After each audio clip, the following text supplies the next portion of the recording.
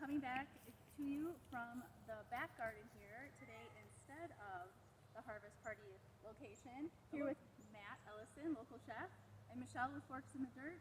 And we've worked together in the past to bring you harvest parties with BearPower in White Bear Lake here. And since the current situation doesn't really allow us to get together, we're just doing one-on-one here in our backyard to bring you the beauty of squash and some of the fall harvest goodies here in Minnesota. So we're going to talk about winter squash because it's everywhere, it's delicious, it's easy to cook, it's easy to grow. So I'm the grower, he's the chef. So I'm going to talk to you a little bit about harvesting some of the squash.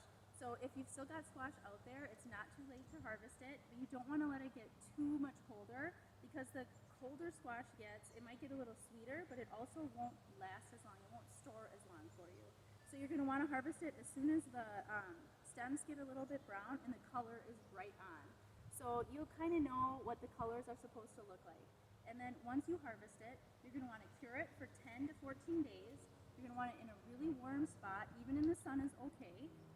Lots of humidity as well. So if you happen to have a greenhouse or something like that to keep it nice and humid in there, it really helps the skin seal up. And then after those 2 weeks, you're going to want to bring it into a nice cool, dry, dark location.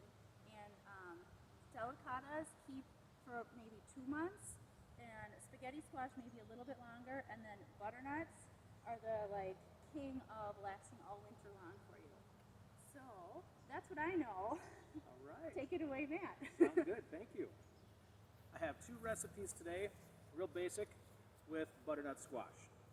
When I'm going to prep butternut, I like to cut it right in the middle so I have the bottom bulb, and then I have the top. You can roast them together. Both of these recipes are from the same squash.